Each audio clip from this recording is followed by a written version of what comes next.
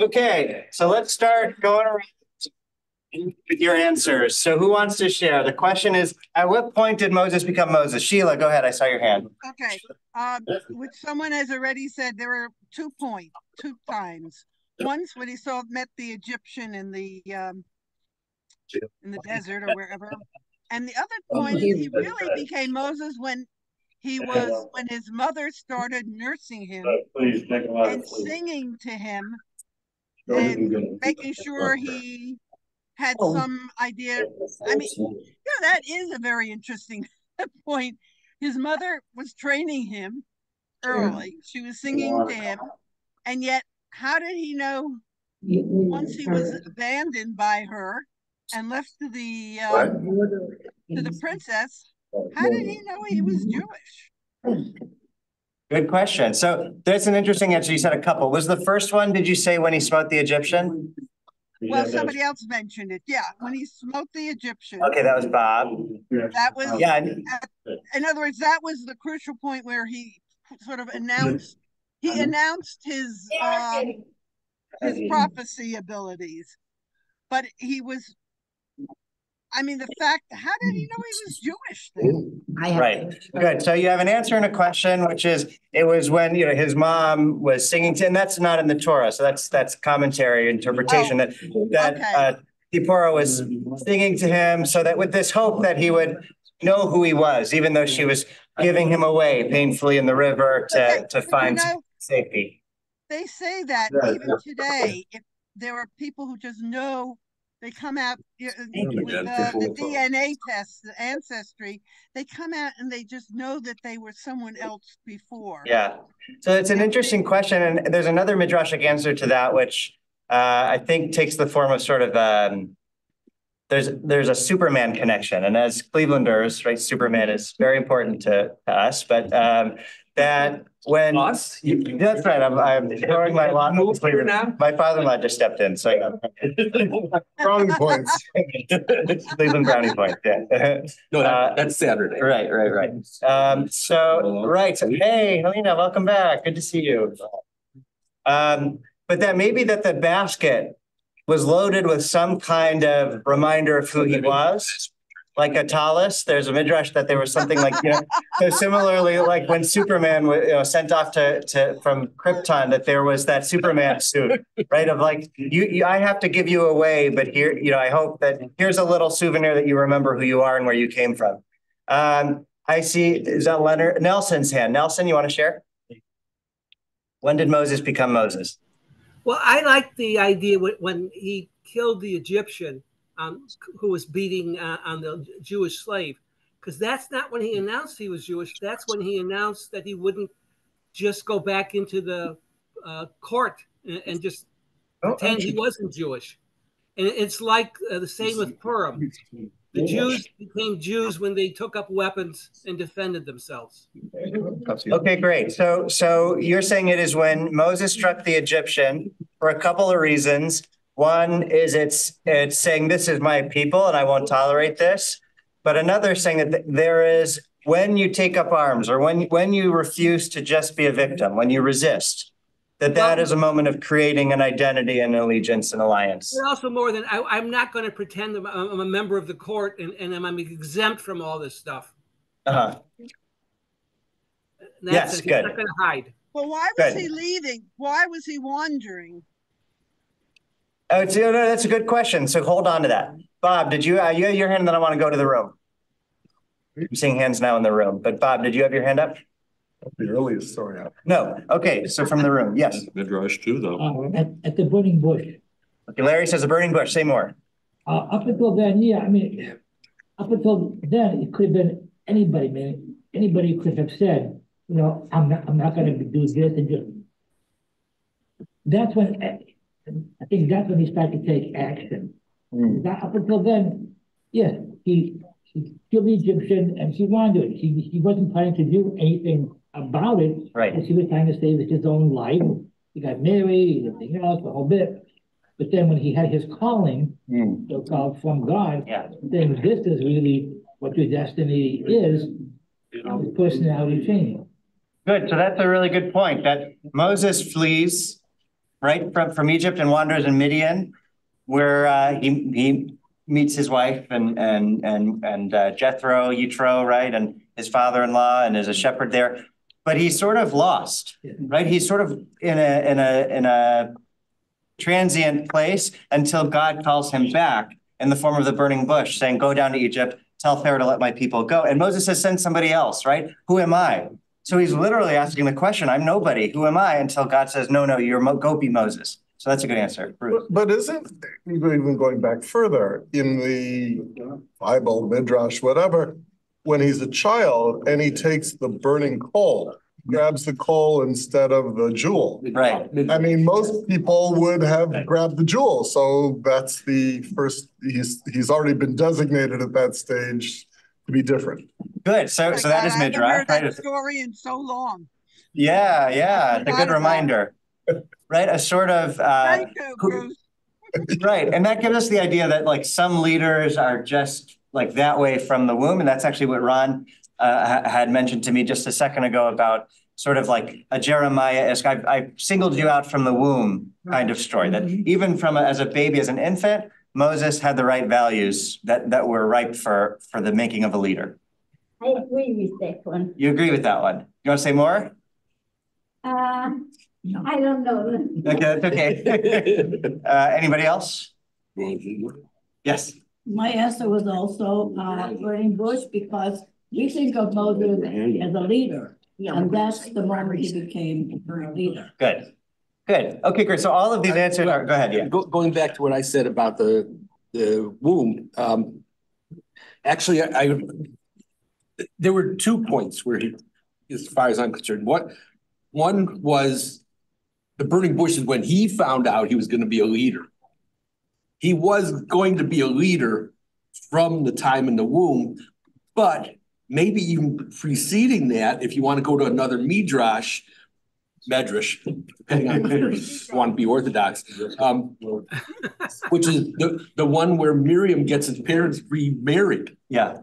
That was the beginning. Right, and we studied that one in this class, remember? On our class on hope, that Amram and Yocheved. God had decided this is going to be the one that it comes from, and this, he's the one. Right, and just a refresher, Amram divorces Yocheved, Moses' parents, saying, This is Midrash. This is Midrash. It would be unjust to bring children into this world where we're just slaves and oppressed, and it's terrible for us. It's not responsible to have any more children. So he divorces his wife, and then the rabbis imagine him, even Amram, as being this great leader among the Israelites. And so all the men follow his example and divorce. It says that they all divorce their wives. And then Miriam comes to her father and says, "What Pharaoh decreed is bad.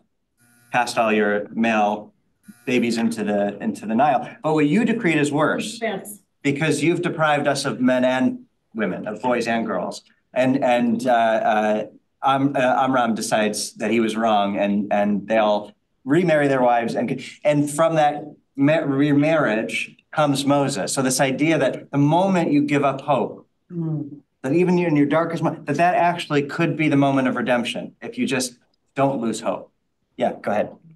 I just add something. I think that everyone, womb or not womb, has a purpose in this world. And it's up to the person to come, not to lose hope, even in these dark times, and be able to fulfill their mission in life. Beautiful way to look at life in the world, that we all have purpose, we're all here for a reason, and that losing hope gets in the way of our fulfilling that purpose. So we shouldn't succumb to that and try to figure out what it is we're meant to do and to do it. Our greatest leaders didn't. They had to be told. They didn't make their own way. Right. They had to be told by some and a purpose.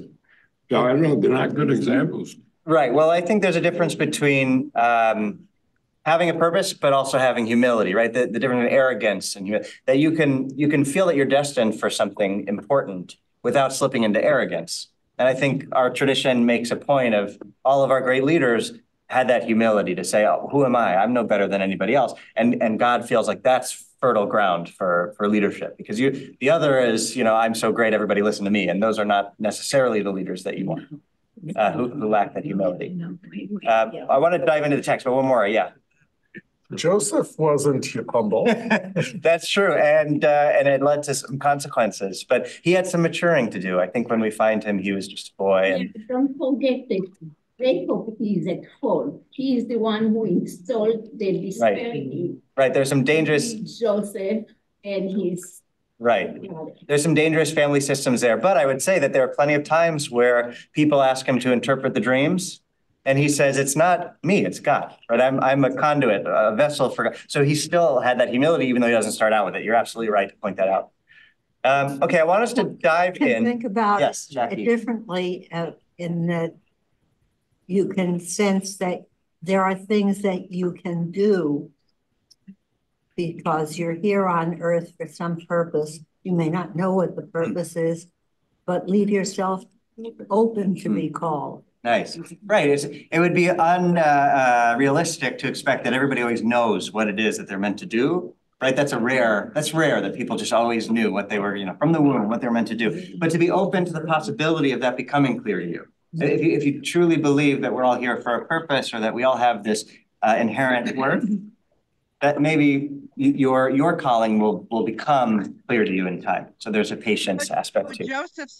When Joseph says it's all up to God, in a way, he's also not taking responsibility, because if it doesn't work out, don't blame me, blame God.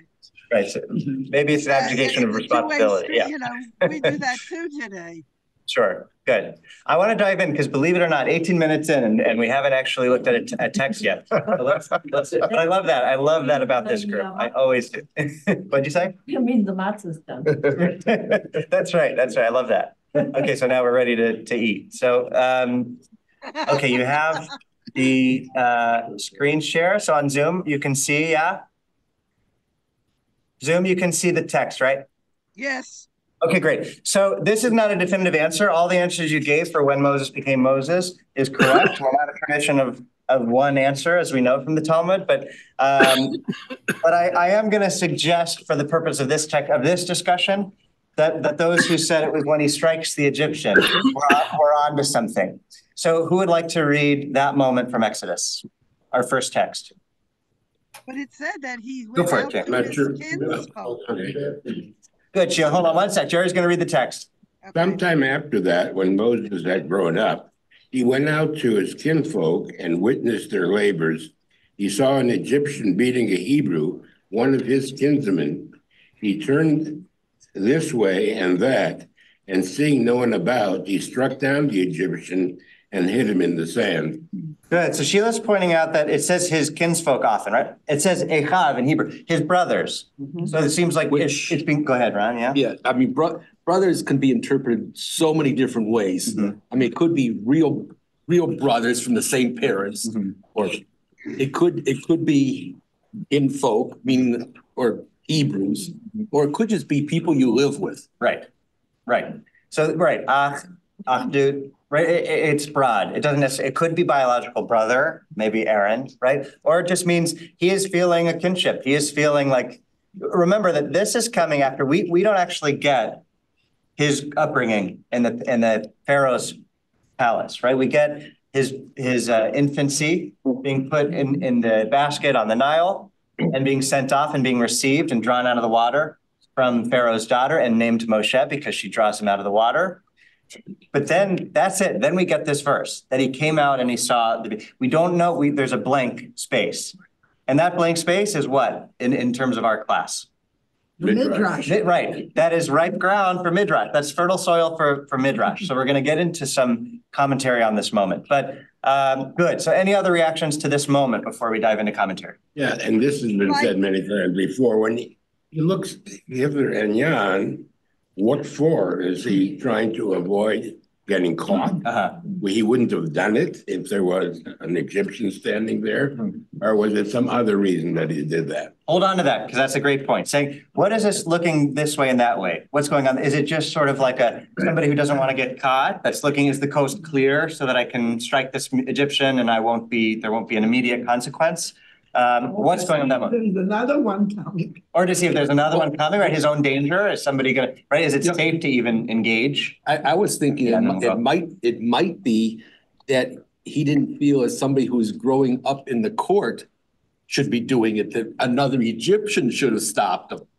Oh, interesting. Interesting. So, good. So maybe that moment is, a higher level Egyptian. Yeah, is it not all the way to the court? Good. So maybe like, is somebody, when you see an act of injustice, right, you don't necessarily always just step into the fray right away. You can sort of look around and say, is anybody else seeing this, right? Is somebody else gonna resolve this, or is it really up to me? Is that even proper in my position, or is somebody else more suitable for this task? Hold on, there are more hands in the room, then we'll get to Sheila. That was my thought, looking for somebody else who might help.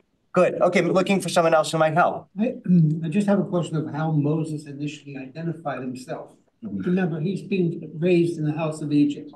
All the people around him, with the exception of the person who's taking care of him immediately, all of them were Egyptian. Right. So ethnically, how does one define themselves? And this is a big problem, especially in Judaism, because look at all of the Jews who were raised as Poles that were saved from the Nazis, or from Spain, the conversos. Right.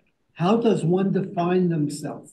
Good. So you're seeing in this moment the question of self-identity, right? Yes. How do you define yourself when you have multiple identities? Moses has multiple identities here, and maybe he's not so sure up till now where he falls, who he truly is. The taskmaster that was doing the beating was one of those identities.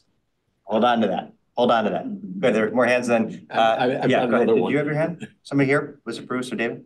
No. Okay, Ron. All right. I had another thought. That Moses saw this injustice. It didn't matter which was the Hebrew and which was the Egyptian. Wait, say more. Elaborate on that. What is that he saw?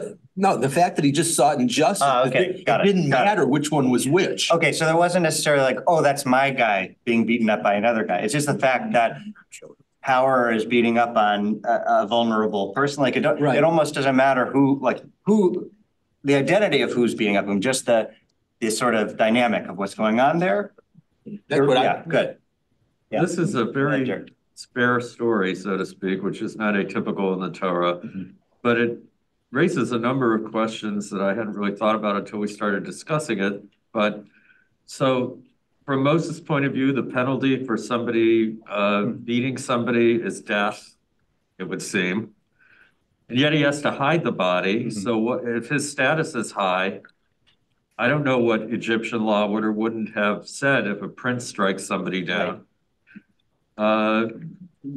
So it's just curious. We almost always just sort of pass over that. Well, so he killed the Egyptian because it was an injustice and he hit him in the sand. But both of those are somewhat troubling. Yeah. If we're bothering to stop and think about it, because is death the right penalty? Right. And if Moses is a prince, why does he have to hide the body in the sand? Right. Good. So hold on to a couple of those points that you're raising. One is violence the correct response in this situation, right? At least this level of violence. Right. Meeting violence with violence at all, or this level of violence? Is it a reciprocal, response? I mean, one can imagine a different Midrash that would say in the situation of slavery, Moses is now seeing that as an injustice, but the Egyptians would have said, of course you beat the slave. Right, that's just that's the law regarding slaves at the time, right? They're seen as subhuman, so they're not subject to the same law as who you consider to be humans, Egyptians in this case, right? Israelites are subhuman, so you can do this. They're property, they're chattel, right? Bruce, did you have your hand? And then James? It's an observation. I'm not sure where to go with it. If he is a pseudo prince, he has status. He's not just an Egyptian. He's an Egyptian of status. Right. Why is he not ordering or telling this person who ranks below him to stop? Right. Why is he going straight to jumping in? We could dive into Moses' psyche here, right? We don't know that much about him at this moment. We do know something about our Torah, which is that all of our heroes are flawed, right? It's not like we're not presented with any flawless heroes, which I always love about our tradition. That nobody here is God, right? There's only God, and then there are flawed human beings, right? So this could just be that it's a flaw. He shouldn't have done that. It was too much. Maybe he's got an anger issue. We know that he's not a man of words. So we don't know that at this point, but we find out that he's arel sfatayim, right? Uncircumcised lips. So maybe he's not somebody who can easily access words in a time like this. And so he resorts to the physical response. Maybe. These are just theories. Go ahead. According to the movies, Moses was a prince of Egypt. Right. As a prince, it would be unusual for him to impulsively just do what he thought he wanted to do. He was a prince of Egypt, and then he had second thoughts. This is a bit much even for a prince. Right. So I better hide the guy. Right, and maybe it goes back to the problem of this tension with his identities, right? How will it look, even though I'm a prince, that I am standing up for the Israelites here? Yeah. Ron, and then Bob and Sheila. Actually, this is for you, Ruth. What is the Hebrew for hid him in the sand? Is it really hid, or is it some other verb? It's more is to put under. Yeah, so I'm thinking he already knew he was supposed to bury on the same day, so he did it. That's fair, because that's good. That's good and consistent with rabbinic interpretation that they all knew the Torah before it was given. Right. But That's why I have to be yes. But it's both, right? It could be to bury or to hide. It could be both.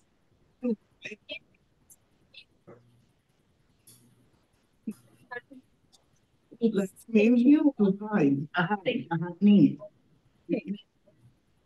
Hide. So it really does say hide then. Okay. So then my answer doesn't work. But bury works too. I would say bury is also. I looked it up earlier, and bury is also in the appropriate realm of definition. Go ahead, Bob. To compound the issue of his status or how he saw himself, the next line in the Torah is he comes across the two Hebrew men that are fighting, and he doesn't kill anybody there. Right. Why are you striving amongst yourselves? And then they fire back at him, who made you, master over us, who made you a prince of Egypt? Yeah, who made you a prince of Egypt. Right. And they'll continue to do that throughout. But good, that's another good point about infighting, right? And I know that's something that we've brought up a lot in this class about just why are we at each other's throats, right? We should be united. I want to dive into the commentary now. This is commentary actually from a contemporary rabbi, from one of my teachers from rabbinical school, Rabbi Sean Fieldsmeyer. Who wants to read her commentary on this verse? And he saw there was no man. Moses' adolescence isn't recorded in our Torah. Details of his growing up in Pharaoh's palace are not given, only that he is now grown up. This then may be understood as his coming of age moment. He looked this way and that way. This way, his past, growing up in Pharaoh's palace, his Egyptian identity. That way, his future, his Israelite identity. And he saw that there was no man. If he tried to cling to both identities, he would cease to be either. He struck down the Egyptian part of himself and buried him in the sand. I wonder if in some way, without being told, like, doesn't he ever ask, who's my father? I mean, these are kid questions. Or maybe he heard about the rule, he overheard about how they were throwing the Jewish men into the water. And he just picked up on it and said, I bet you that's how I got here. And that it doesn't. It's interesting. The text doesn't dive into his confronting his origins. All of that would be. It makes him sound stupid. He's coming of age. Where did he get these ideas from? And that's fair. The Bible always avoids. It's like it's leaving room for people to write a midrash. Yeah, no, it is though. It is, and I'll just say that this is I summarized her teaching. I don't know that she has published this, so it's my language here. But I used coming of age because I think that is how she intended her commentary to say that we don't get his bringing up. We only get this moment, which is sort of his declaration of I'm an Israelite. You know, it's a stark, dramatic one, but he's really saying here, right, we talked about that, I have multiple identities. I could be this way, I could be that way, but realizing that I will be ripped apart at the seams if I try to cling to both, he makes a decision and he throws his lot with the Israelites. And what happens Nelson. to what happens to the princess? Does she just disappears? Does she ever? Yeah, no, it's really interesting. We don't, we don't really know. Mother and she's Yeah. a conduit. What do they call it? Deus ex machina. God in the machine. Yeah, we don't know. We don't know. It doesn't come back. So these are good questions. Nelson. Just to pursue the Cleveland analogy, his problem was there was no phone booth there in which to change. Yes, right. That's right. That's right. Oh, this great. taskmaster would have been spared if only there was an archaic phone booth, an ancient phone booth he could have changed into his uniform. Good. His costume. Need Doctor Who. Yes. Yes. That's great, Nelson. Oh, no, you don't. Okay. Okay. Now I want to depart for a little bit because if you'll notice, while this is commentary, we haven't actually brought in Midrash yet. And usually what we do is Midrash Agadah, which is narrative Midrash. But what's the other? Midrash Halakha. So we're actually going to do a tiny bit of Midrash Halakha here, which is, but you'll see how it ties into the question of how do you respond to the injustice of slavery? Right, we see how Moses is doing that here in this moment. And what I like is this commentary is removing it from the literal realm of what David said may have been an overreaction in terms of, too much violence, killing. Did he really have to kill him? Did he have authority he could have fallen back on? Could he have handled this a different way? Was violence, the only answer in this situation? But so then we have this commentary saying, actually, you could reread it midrashically as being an internal battle and not actually an external violent confrontation. That it wasn't that he was smiting an external taskmaster, it was that he was burying a piece of himself in order to embrace the other. So in that image, he's the one who's beating the Hebrew slave. Yes, right. And then realizes what he's doing. Yes, that is two aspects of himself in conflict. And he is smiting one to embrace the other and protect and nourish the other. Yep. There's an interesting thing here. If you think of it from his mindset at the time, he's giving up everything and he's getting in return nothing. Because at that time, he doesn't know the future. Right. He knows that Egypt is in charge of everything. Right. He knows these are slaves. Right. He's just giving up everything. Right. Exactly. It takes, and we're starting to see what part of what makes him such a great leader, right? That he's willing to give up. He's got all this privilege. I mean, he's in a royal class. There's nothing to gain and everything to lose. Exactly. But so do we know that? Do we know that? Has he been sort of told? Not necessarily, right? The movie sees him as certainly a prince who was, I don't remember the movie anymore. Yeah, that's okay. But whether or not we know like what his position would have been, otherwise we don't, because he goes down this road. Well, what would the other road have been? We don't know, but we know that he has connections to Pharaoh himself, right? That he was raised by Pharaoh's daughter. That there certainly is privilege that he is sacrificing for his sense of justice and identity with the Israelite people. But I want to get. It's also possible that some of the people in the court knew where he really came from, and they're not saying too much, but he knows that they know, and that he's not very comfortable there. Yeah, no, all good theories. But I want to dive in now to this conversation in the Talmud, which asks, and you'll see it's not about slavery, but there are rabbis who will come and layer that in to slavery, so you'll see the connection. But this conversation is, what do you do if you steal a beam and build a house from it? So let's dive in, and then I'll ask you what you would do, and then see how you find the rabbis coming down on this. It's simple. We know you go with Hillel. And that's true here. That's true. Who wants to read? Somebody jump in. This is from Gittin, 55a. Go ahead. Who wants to? Any takers? I'll read it. Go for it. Thanks. The sages taught, if one robbed another of a beam and built it into a building, Beit Shammai say, he must destroy the entire building and return the beam to its owners. But Beit Hillel say, the injured party receives only the value of the beam, but not the beam itself, due to an ordinance instituted for the sake of the penitent. Okay, so let's break this down a little bit. Point being, if you take a beam, it's not yours, you steal it, and you build a beautiful house from it, there are two approaches to how you make this right. But the sages still argue that no matter what, you have to do something. You can't just keep the house as it is, right? You got to do something. You have to do tshuva here. You've committed a wrong, right? You have to confront it. And there are two ways, right? Shammai says you have to literally return the beam. You stole the beam, you violated Torah. You have to restore the beam, even if it means demolishing the house in order to do so. Don't you have to give a 1/6 or something over that too? Right, you add a fifth to a stolen, right? You add a fifth to a stolen. So good, right? Maybe you have to do that and more, right? You should, but then I was going someplace with that. Okay, go ahead. And that is that the person you stole the beam from gets the house.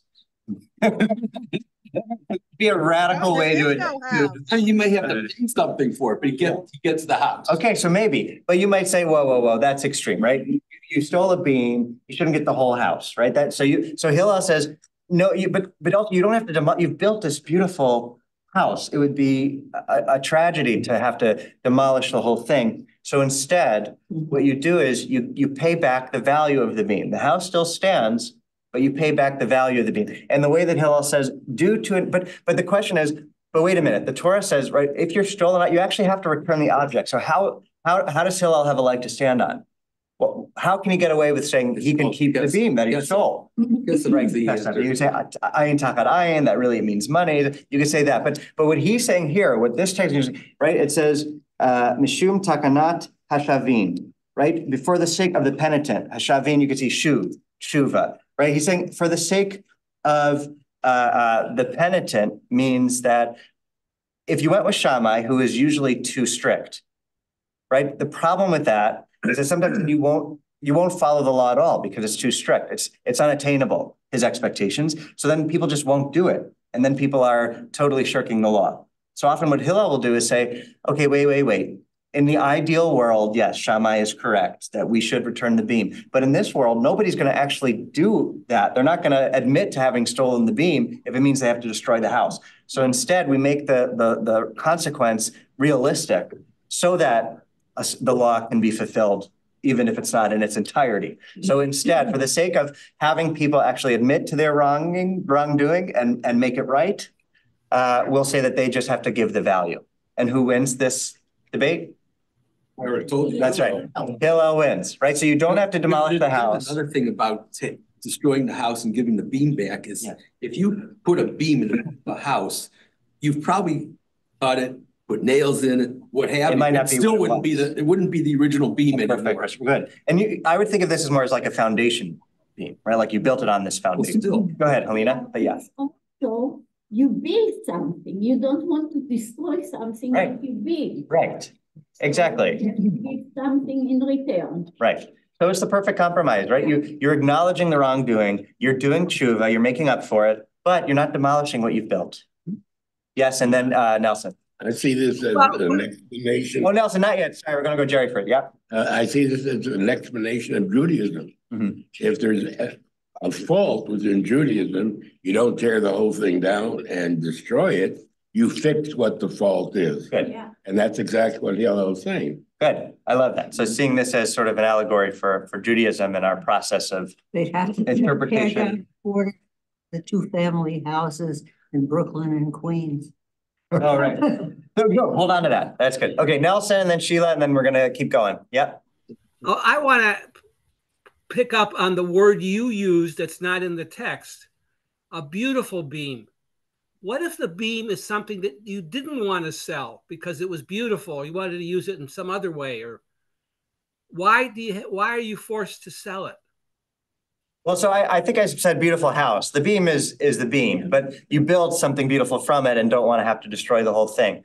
But your question was what again? Why do you have to sell it if maybe it's something you wanted to use, because it was valuable to you in a way which it has no market value, but it has a great value to Sentimental value. Right. Well, in this case, it's right. Person A has a beam, person B steals it. So it wasn't a sale. It wasn't that person A sold the beam. It was that it was stolen from them, and person B built a house from that beam. And then the question is, what is person B's responsibility to person A vis-a-vis halacha? Right. And so the answer, the debate here is tear down the house, give the beam back, because that's what you're supposed to do, is return the stolen property. That's how you make it right. Versus, no, you don't have to destroy the house, but you do have to pay back the value of the beam. So that way you're making it right without destroying the house. But the beam might not have a market value in that sense. So I'm thinking of people who lose land because of eminent domain, but it's their family land. They don't want to sell it. Interesting. Good. No, that's great. So you're saying it's not really equal, like, right? The monetary value doesn't necessarily make up for the beam, right? Like you're saying, maybe the beam, like now doesn't have the same value, or it was sentimental, or whatever the connection that it's not a full. It doesn't wash the slate clean, but it does something, and I think that's what's important about this. Sheila, and then Ruth. Actually, it's interesting that Nelson says what he did, because I want to build on that. But on the other hand, I want to say what I have to say, and I leave it up to you, Rabbi Josh, to go ahead and make it into a sermon or whatever later on. But the first thing that hit me when I saw this, destroy an entire building and returning the beam, and I thought of what's going on in Gaza, how we are destroying the building actually for a beam.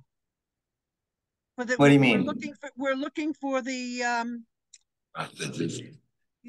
the entrances to the hostages. Well, not to the hostage. We're looking for the entrances to the what do you call them? The tunnels. Tunnel. So we are destroying a building for, in a way, a beam, a foundation. As I said, it's something interesting to play on. Yeah, it's interesting. I think it's a much different circumstance than the rabbis are debating in its context here. So it would be interesting to play with that comparison, but I don't think it's the question at hand here about what do you do. It brought it to mind that this is right. It's sort of the inverse, like not building, the beauty of the but Bible. destroying. It brings these things to mind. Yeah. You wander Hey, off. everything is in it. It's perennially relevant. Ruth, and then Larry. The word bira meant to be a house. What's here? Right, a palace. Hillel calls it a palace, bira. Right? So bira is a capital, isn't it? No, bira is a palace. Palace? Okay. Bira is a castle. Yeah. Wait, bira is castle, no? Is that the one that's also in teeth? Oh, bira is also beer. Yeah, but I think is that the castle that's burning? Right. I was going to say bira hadoleket. There's a midrash about the burning castle, which we could do another time, where Abraham sees it. We already did that. So, yeah. So in rabbinic literature, I think you're okay with bira being castle. But so you're right. The question is, what's being built on it? You could say it's a house. You could say it's a castle. You could say it's a country, which is actually where we're headed by another sermon by a different rabbi. But Larry, go ahead. Penitent, to me, is the person who stole it. To me, that is the sort of the interesting of the matter, in that the penitent, the person is admitting, like he wants to do tshuva. Yes. He's admitting fault. Yes. So if he just, if there's a contention, he just says, okay, I'll pay you for it, big deal. But here, in his heart, he knows. Perhaps he did something wrong. He wants to make amends. Yeah. So he's willing to pay for it. So so to me, the crux of the matter is dependent upon the feeling of the person who stole it in the first place, not so much just the semantics of if this happens, is if and only if that person realizes he's willing to make up for it. Yes. Well, you're absolutely right that is what it's referring to when it says the penitent. It is the person who committed the crime, stole the beam. And what Hillel is concerned about with Shammai's answer is that if you say that the person who stole the beam has to tear down the house, nobody is ever going to do tshuva because they're not going to admit to the wrongdoing because the consequence is too great. So Hillel is saying, if we make this actually doable and say, look, you could keep the house you built on it. You did build that house, but you built it on a stolen beam, and that needs to be addressed. Pay the value of the beam. Do something to make up for the initial sin. So that will allow there to be penitence, allow there to be, the people who sin to say, you know what, I'm going to own up to this wrongdoing and I'm going to go about tshuva because tshuva is actually attainable here. It's not too overwhelmingly, crippling for me. Okay. Now, I want to dive into a sermon, and I want to preface it by saying this may be too radical for some of us, and that's totally fair. So I'm bringing it because I think it's a really interesting drash on this midrash, right? It's a drash of a drash, right? Saying that this is Rabbi Sharon Brous in Los Angeles, saying our country, which she loves, she's a patriot, saying that it was built on a stolen beam in the form of slavery, right? That we stole not beams, but human beings to build our country. And so what is our responsibility as a nation today, confronting that past? It says Moses looked this way and this way, right? How do you look, in the commentary says the past and the future. About America? America, talking about America. Yeah, that the United States has a legacy of slavery, taking, Black people, Africans. Because a lot of people say that Israel stole the country from the Palestinians. Yeah, I am not saying that at all. Don't worry, you know where I am. Yeah. No. Away. Yeah. No, I'm talking about the United States. It's like, and by the way, the reason I'm talking about this is that Martin Luther King Day is coming up, and so I wanted to bring something that was thematic. Stolen beam before this stolen beam. We stole the land from the Indians. Right, from the Native American people. Right. So that's part of it too, though, right? That's part of it too. Or we conquered the land, or those who were here before any of us were ever here conquered the land. And that has nothing to do whether this statement, which I've already read twice, is radical or not. It just has to do with why you would say something because you expect a certain type of consequence to what you have to say. Mm-hmm. So I don't know whether this is an argument for modern day reparations to people who are no longer alive, which is one of the problems with the whole reparations idea. But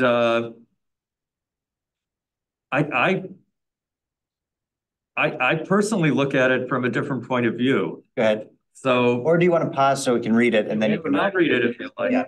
So let's pause and read, and then we can. The American Jewish community, often thought of as monolithic, is multiracial, with Jews of Black, Latino, Persian, Arab, Asian, Native American, and European descent.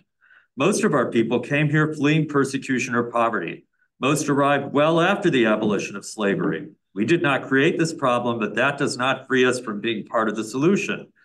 We are beneficiaries of a national economic system that was built on stolen land and stolen labor. A foundational wrong that has never been rectified. I love this country, but our GDP was built on a rotten foundation and we've never made it right. Our country was built on a stolen beam, except it was several million stolen beams. And they weren't beams, they were human beings. The palace they built was magnificent, but they have not yet been paid for their labor or thanked or fully invited to a seat at the dining room table. Now is the time to actually make this the country we always should have been. Had we gotten it right in the first place. So my point is, I don't disagree with a certain amount of that, and particularly the last comment. What I do disagree with was, slavery to the extent it existed in the North, and it didn't exist at all in the West, but to the extent it existed all in the North was abolished way before the time she's talking about. So she isn't even factually correct as far as slavery goes. And even if we want to say, well, then the South should pay because that's where slavery was, I'm sure many in the South would argue that they paid the highest price possible, which is the destruction of their economy and many of their human lives, Black or white, in the Civil War, and the subsequent Reconstruction. In fact, if you tour a certain former slave-owning plantation in South Carolina, and the sweet Southern belle-dressed woman who's taking you on the tour asks where you're from, and several of you say Ohio and several of you say Michigan, she says, as if it was yesterday, Sherman burned the main house. You're only looking at the summer house, which is what she said. And we were all like, well, you know what? We're sure you're right that Sherman burned the main house, but guess what?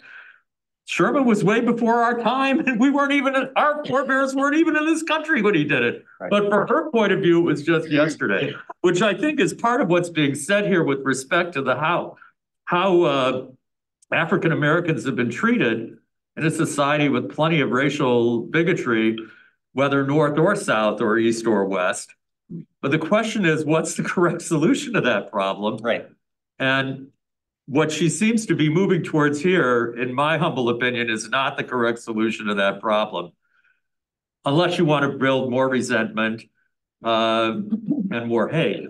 I'm sorry, what is she needing? There's also came out something about reparations. I mean, who do you pay the reparations to? I want to pause one second. Theoretically, from a legal perspective, reparations are paid to the victim. Yeah. The victim has been dead for many years. So reparations from a narrow legal perspective isn't even the appropriate redress. But let's say for the sake of argument, we decide to make reparations broader and pay them to the great-great-grandchildren of the victim. One would have to ask whether that's appropriate on a number of levels, but not the least of which is, are we really helping to integrate somebody into society through that mechanism? I would argue not. Right. So I just want to pause one second. Wait. I know. I got to respond one second. So I just want to say that there are two discussions we could have. One is the spiritual merit of the point, and the other is the practical. What does that look like in real? If we're actually going to go about reparations, what does that look like? To whom do you pay it to? Does it make sense? So there's a practical question of whether reparations is. How to even do it logistically and whether it will be effective at achieving. Well, and then the irony also is the reality that if the goal is that everybody be treated fairly, which should be the goal, how do you also preserve any of the cultural aspects that might be important to the people involved? And I think Jews feel that keenly because we're so often, somebody made the comment that we do better when we're oppressed because we stick together and stay Jewish. But when we're in a welcoming country like this, more than half are marrying out. What happens a generation or two after that? So I think that concern is partially alleviated because some of my African-American friends will say, well, easy for you to say that you're just as white as the person who isn't Jewish, and we're not just as white. So what about that? What about the reality that some people are going to judge you on the color of your skin without even worrying about the content of your character? Right. And yet, the beauty of that speech is that's ultimately the goal, isn't it? The content of one's character. Right. No, of course. But I think there's a lot to respond to here. Yeah. Well, I've said my piece. I'll let others. But hold on. I want to digest some of it and respond, which is that there's still a point of the rabbis debating what you do with the stolen beam. They're disagreeing with how and what it looks like to make reparations for the original, taking of the beam, right? Both agree that something must be addressed and the process of tshuva has to be authentically undergone, but they're debating on how. So I think it's very healthy to say okay, what does reparations look like if we were to entertain that, and how do you actually, is it effective, and how, what is actually just and right? And that's an important conversation to be had. But both rabbis agree that a conversation must be had, that there has to be an authentic process of tshuva and acknowledging. For sure. And that there's a real danger to not acknowledging, right? When Moses looks this way and that way, what happens if you only look this way and you don't look that way, right? And if you read the full sermon, which you're welcome to, and again, I'm not saying I agree with everything in it, but I think it's an interesting point that she's making coming off of the Midrash. which is that, if you look at how Germany responded to the Shoah, and it's not enough, and you can't put a price on it. It could never be enough. Horror, it can never be enough. But there was conversation and reparations and a national conversation, and trying to address and move past that. You could arguably say, has not, effectively necessarily the same level happened in this country. And I think that's a debate you could have. But Hal, go ahead. I mean, Helena and then Ron. Yeah. Say something about this reparation and the German, okay? Yeah. So my parents got reparation. My in-laws said that the money won't bring back their child that was killed. Right. So each one looks at everything differently. Right. There are different point of view. By the fact that the German paid my mother, 65 members of her family perished in ghetto lodge and in Auschwitz. She took the money in order to build a better life for her kids, right, for the next generation. Right, and that's so, that's also what Germany did. They gave money to build Israel, the country. A lot of the buildings and stuff that came from German money. Right away to the immediate victims. And not only to the immediate victim, because I was born there, I didn't receive 1 penny. What I'm getting at is so the second generation. So this lady said that we have to pay back for what the forefathers of this country did to the Indians and to everything that was here. So I'm making the argument that we've been paying back for years one way or another, A, and B, I haven't asked the hatred that came out. Right. I haven't asked any Native Americans or First Peoples, maybe is the better phrase that they use in Canada, because we're all immigrants, ultimately. They just immigrated earlier.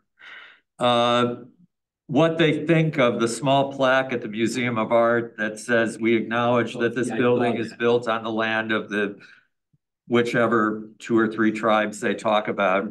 When I look at that, I wonder if anybody in the First Peoples even know it's there. Maybe they do. And I wonder what they make of it, because the Museum of Art, I guarantee you, isn't intending to move off of that land ever. So it's a statement like that, and it's probably both, I'll offer, but is a statement like that a statement of actual regret? Or is it a statement of the conqueror just saying, yeah, okay, we'll acknowledge we conquered it. Right. What is it? Or is it merely patronizing? I don't know the answer to that. It could be all 3, or maybe something else as well. But I'm always struck when I see things like that. For example, the film festival puts that on the screen before they put their trailer up for every film they show. Is that any good, really?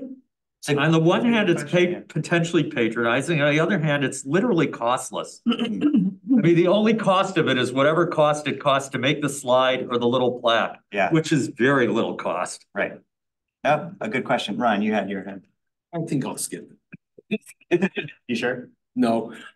I was going to say, I don't agree with what I'm about to say, but I wanted to say.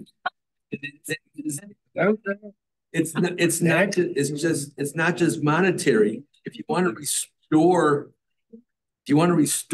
the slaves, you got to take them back to Africa.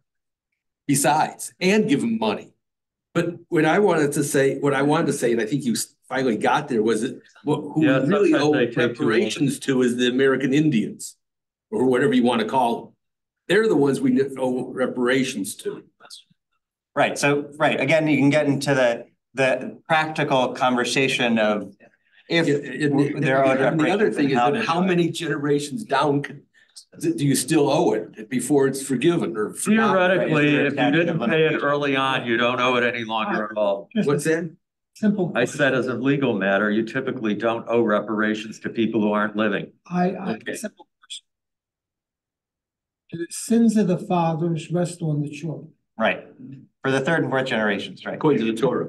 Right. That's a good question, right? These are all good questions in this conversation about, who has moral responsibility? Can you be held accountable for, right? And I think my personal answer comes down as no. And she says as much, like we Jews also, like we're also immigrants to this country fleeing persecution and poverty and better life. So like, personally, our hands aren't bloodied in that. But then to your point earlier about what your friend told you about how like, well, you can benefit from passing as white.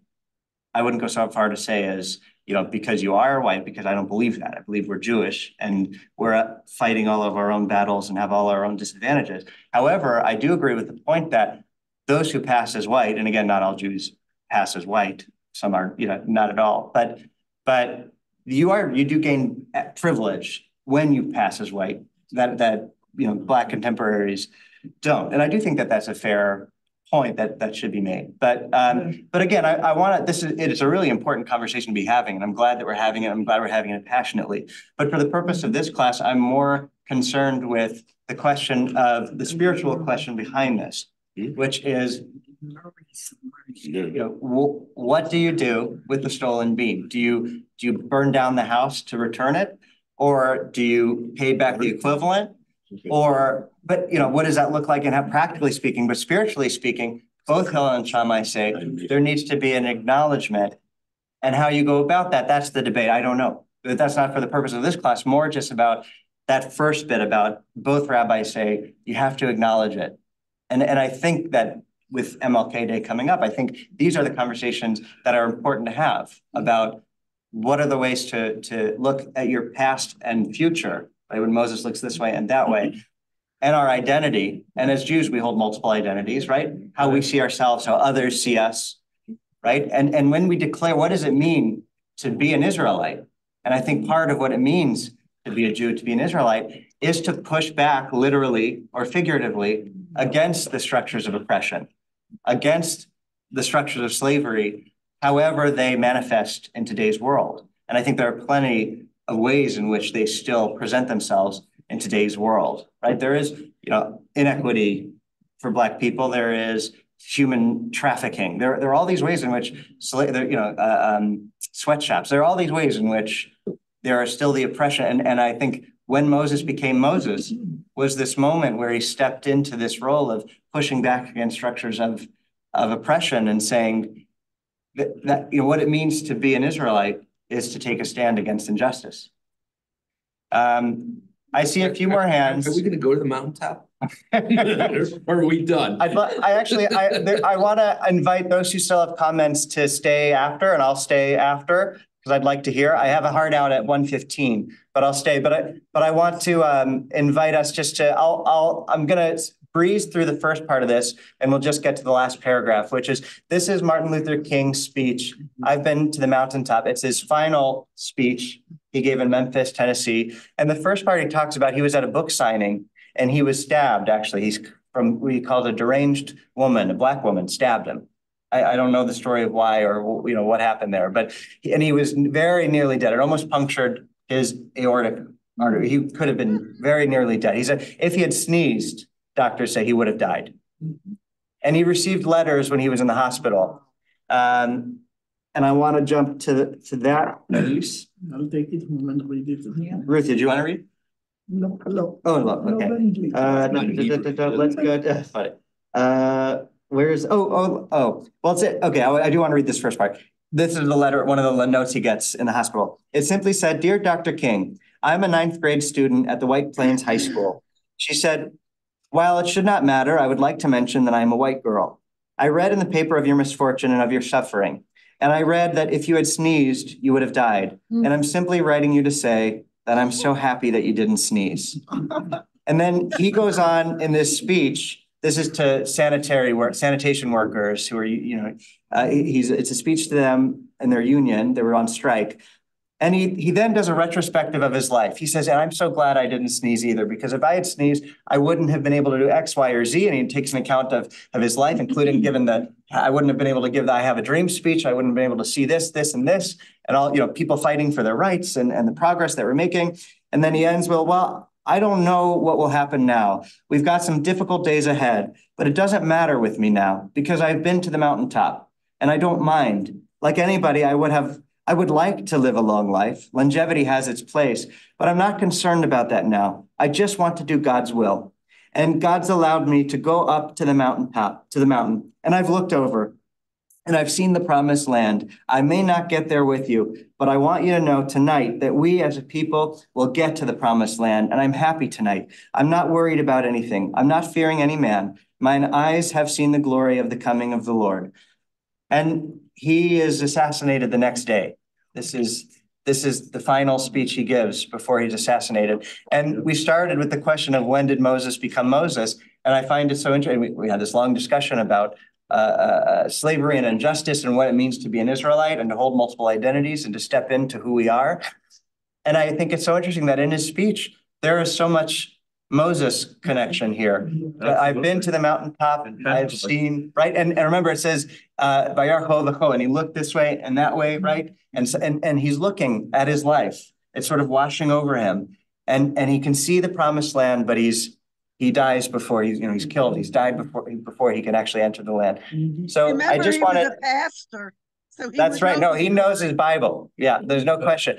But and I know there's comments, so I'll dismiss people and I'll let you share. But I just want to end on that note that this MLK Day, weekend day, I want to give us that kavanah, that intention of the ways in which our Torah reminds us, you were a stranger, therefore, you treat the stranger with kindness because you know what it means to be a stranger in Egypt, right? So what it means to be an Israelite is to push back literally like Moses did against the injustices that we find in our world. And even if it's challenging, and there are many challenges that we could, again, have another hour conversation about, but that this is part of our story and who we are to take a stand against injustice. So thank you, everybody, as always, for learning. I always love our conversations and our time together. Rabbi John. Yeah, no, thank you.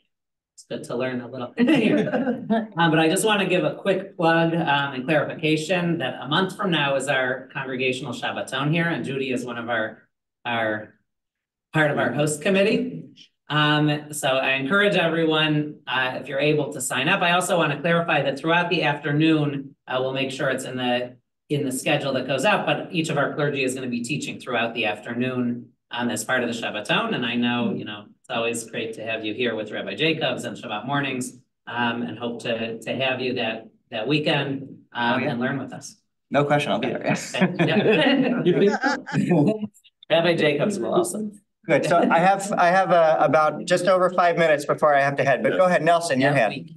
Well, I'm just bothered by the idea that somehow we know what they want to solve their problem. Yeah. Yeah. I'm gonna ask Good. them. Yeah, agreed. No, I think I think the spiritual point is partnership and building bridges and conversation. It's not to, right? Part of leadership, again, goes to what makes a leader, right? Was Moses a good leader because he said, I know what the people want, I know what the people need? No, he said, who am I to do, right?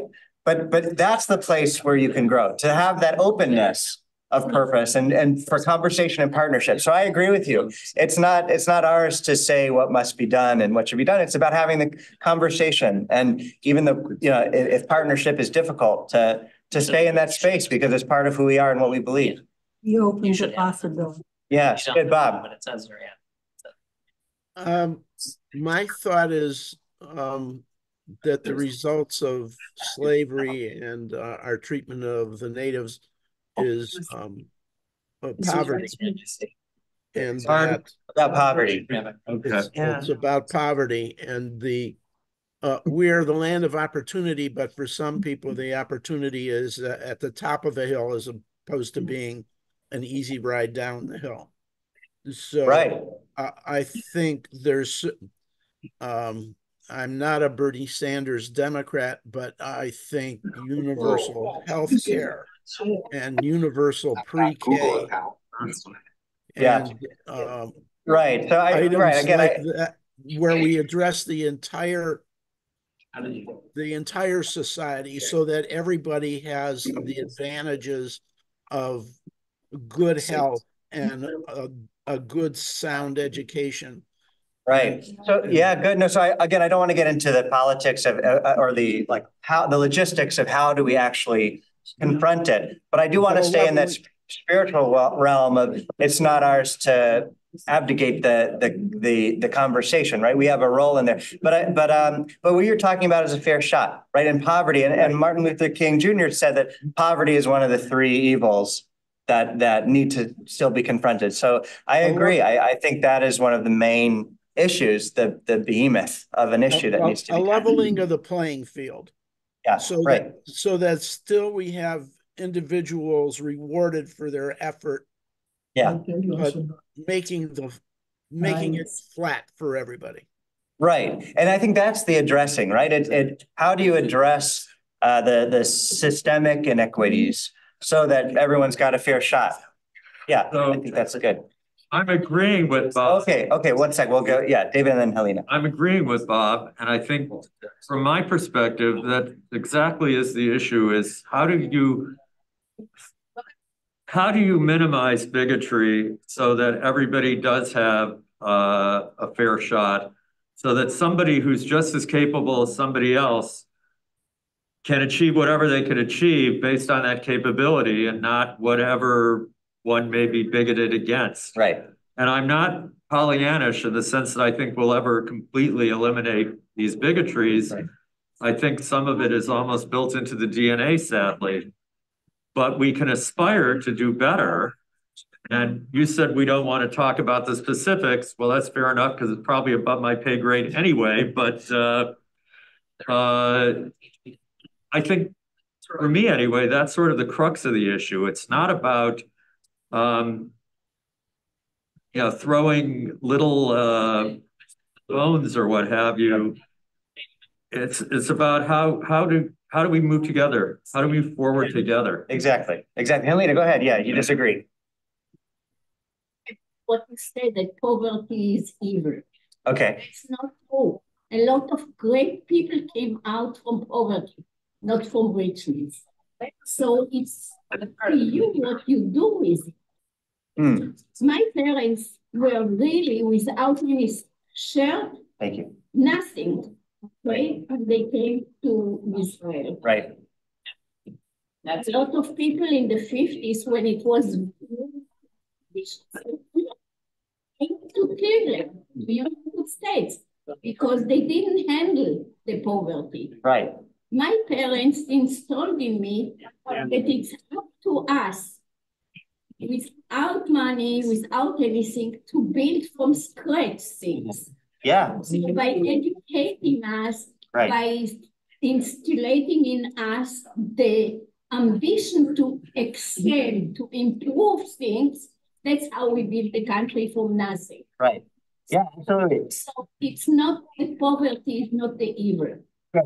It's what the people are around it. You go and think like the Palestinian and do nothing and raise 3 generations, 4 generations of imbeciles and money taking. That's all. Right. And kill and kill and kill and hatred. Yeah. Look at the difference. Right. No, so I want to first of all just acknowledge the emotion behind that, and thank you for sharing. I'm sorry. No, nothing to apologize for. I know that this is raw, and you have every right to express. So thank you for expressing it. I just want to clarify that it wasn't my point calling poverty evil. I'm saying that Martin Luther King laid out in one of his speeches the 3 evils, and poverty is one of them. So I think your disagreement is more with that rhetoric and framing, but that's, again, just want to say not my own. That's Martin Luther King. But right, it's more right, poverty itself versus how you respond to it. And can you call something evil versus it's always, everybody has a choice, and it's how you respond to your circumstances. But I will just say there's one interesting interview that with Martin Luther King where he says, of course I believe in picking yourself up by your bootstraps, but it's a cruel jest to tell a man who doesn't have boots to pick him up. So I think, and he was describing the plight of African Americans in the U.S. So again, I'm not at all talking about. That's the point that I'm trying to make. Yeah. So we were standing with Martin Luther King, right. According to my education and my knowledge of this country's history, okay? Which most people in this country have no education and no knowledge, excluding these people here. Okay. Thank you. Pointing to the young generation of the black people, okay? They blame the Jews now. We were standing with them. We were also oppressed. We couldn't go into the restrooms of the white people exactly like the black. Why are they now so against us? Yeah, I think this is a really painful feeling. Really painful. Yeah. And a lot of people who have been marching, with these groups feel like, where is the supporting us We are stuff? stabbed in the back. Yeah, I think that, Dr. King, I was told, was actually hidden in my house at one point.